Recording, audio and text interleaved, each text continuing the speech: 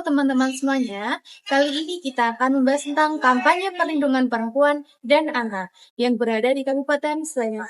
Tapi sebelumnya saya akan menjelaskan pengertian dari perlindungan perempuan dan anak. Perlindungan perempuan dan anak merupakan upaya menjamin keselamatan dari kekerasan diskriminasi maupun eksploitasi.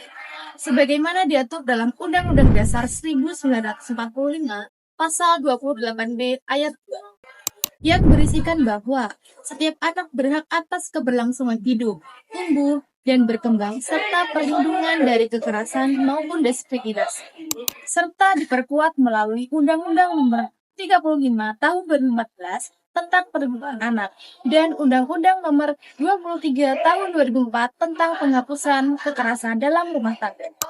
Dan setelah ini, kita akan masuk ke dalam podcast untuk membahas lebih dalam tentang kampanye perlindungan perempuan dan anak yang dibawakan oleh dua teman saya dan satu narasumber. Halo teman-teman semuanya, di podcast kali ini kami akan membahas tentang kampanye perlindungan perempuan dan anak. Tapi sebelum itu, perkenalkan saya Zulfikar Ahmad Khail, saya Ahmad Iqbal, dan salah satu narasumber kami, saya Aryandi Galam Saputra dari Duta Genre Sleman 2025. Di sini sebagai narasumber di podcast Perlindungan Perempuan dan juga Anak pada sore hari ini.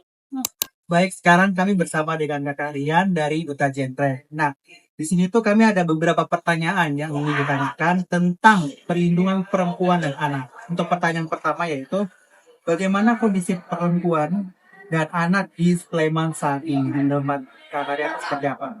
Baik, menurut saya pribadi pada umumnya di daerah Sleman sudah mempunyai komitmen dan juga sistem yang baik untuk perlindungan perempuan dan juga anak.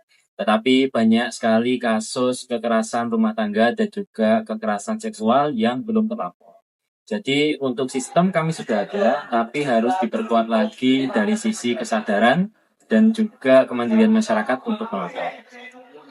Wow, berarti bagus sekali tentang sistem yang dari Duta Genre sediakan untuk pelaporan terhadap perlindungan perempuan dan anak. Lanjut ke pertanyaan berikut, yaitu ini tentang generasi kita atau generasi muda, yang dimana peran mahasiswa dan anak muda dalam kampanye ini tentang perlindungan perempuan dan anak. Menurut kalian bagaimana? Baik, menurut saya pribadi, kita sebagai mahasiswa atau generasi muda, kita bisa berperan sebagai agen perubahan, bisa melewati edukasi, kampanye kreatif, dan juga bahkan kita sebagai mahasiswa bisa turun ke lapangan, menjadi relawan untuk membantu korban kekerasan rumah tangga ataupun korban kekerasan seksual agar mendapatkan pengobatan secara Jadi jawaban yang sangat menarik karena kita sebagai anak muda tentunya harus terjun langsung untuk sosialisasi tentang kekerasan dan lain sebagainya.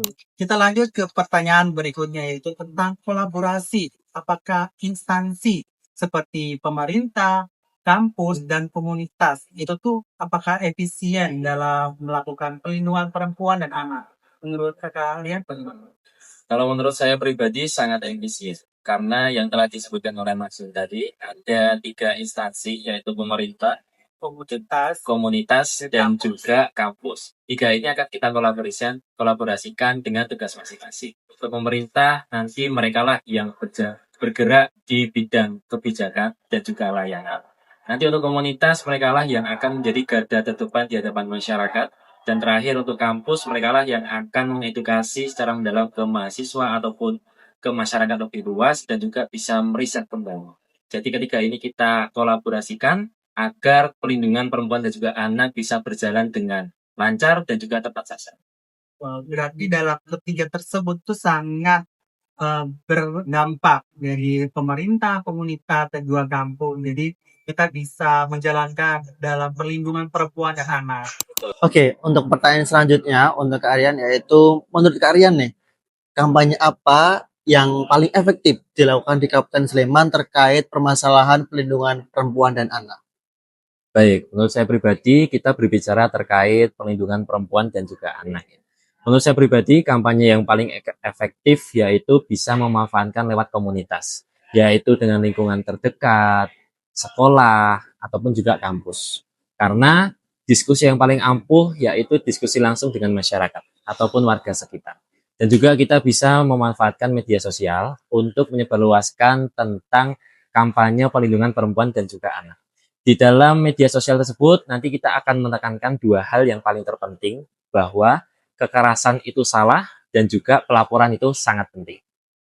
Oke, artinya untuk kita memberantas terkait permasalahan perlindungan perempuan dan anak, artinya kita harus mengajak seluruh elemen masyarakat terkait hal ini, yaitu relawan, komunitas, kampus, dan masyarakat sendiri. Betul. Oke, untuk pertanyaan selanjutnya yaitu terkait apa tantangan utama yang ada di Kabupaten Sleman terkait budaya diam ataupun takut melapor.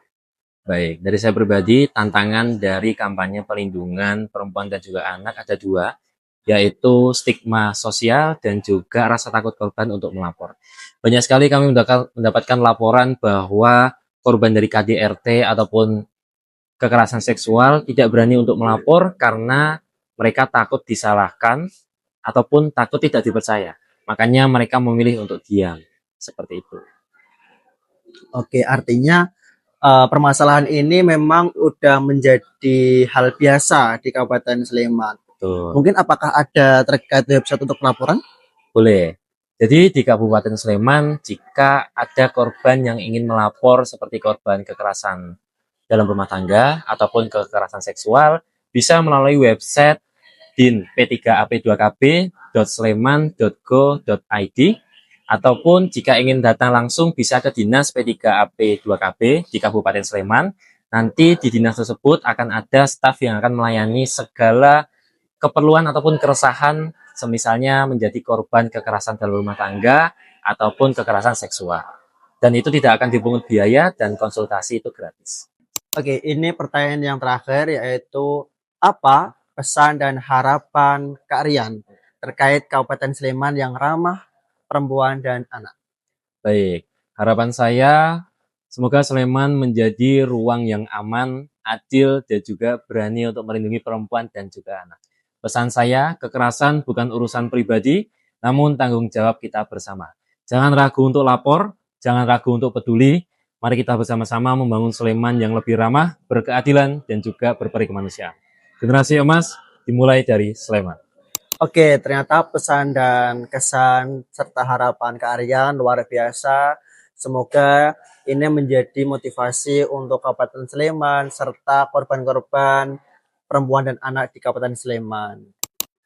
Oke teman-teman, jadi di podcast kali ini sangat bermanfaat bagi kami dan juga teman-teman yang menonton podcast ini, yang dimana narasumbernya dari Kakak Rian yang membawakan tentang menjawab pertanyaan dari kami tentang perlindungan perempuan dan anak. Jadi teman-teman yang belum tahu tentang apa itu perlindungan perempuan dan anak, janganlah untuk melakukan kekerasan atau pelecehan seksual tersebut. Jadi kalau ketika teman-teman atau teman-teman sendiri mengalaminya, bisa melaporkan di website yang kami terterakan.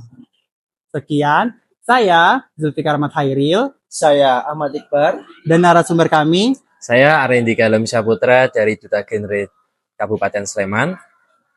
Kami bertiga pamit undur diri. Dadah!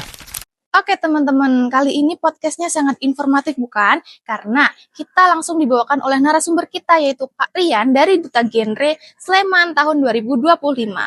Dan kita tutup podcast kali ini, saya Arum sebagai pembawa acara, pamit undur diri.